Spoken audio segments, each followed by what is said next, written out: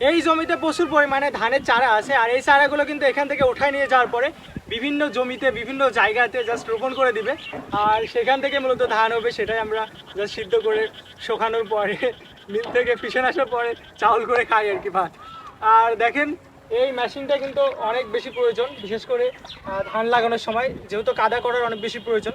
এই যে এই টাইপের এই ধরনের কাদা, ফার্স্টে মাটি উর্বর করে নেওয়ার পরে এরকম কাদা করা লাগে, তারপরে মূলত ধান রোপণ করতে হয়। আর এটা জাস্ট এখন এখানেই আছে। আর মাশাআল্লাহ মাঠটা কিন্তু অত্যন্ত সুন্দর লাগছে, আর বেশি সুন্দর লাগছে আপনার মেঘের কারণে।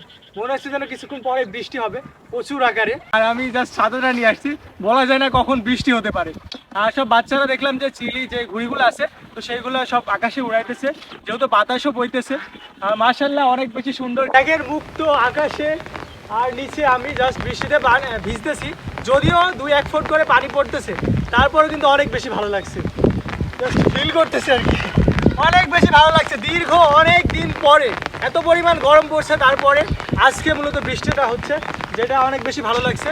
বিশেষ করে যারা মাঠে আবাদ করেন বা কৃষক যারা আছেন, তারা অনেক বেশি কষ্ট করছে। অনেক আবাদ করার সময় প্রচণ্ড পরিমাণ যেহেতু গরম, রোদে তো মাঠে কাজ করা অনেক বেশি টাফ। আর দেখেন মাশাআল্লাহ স্বস্তির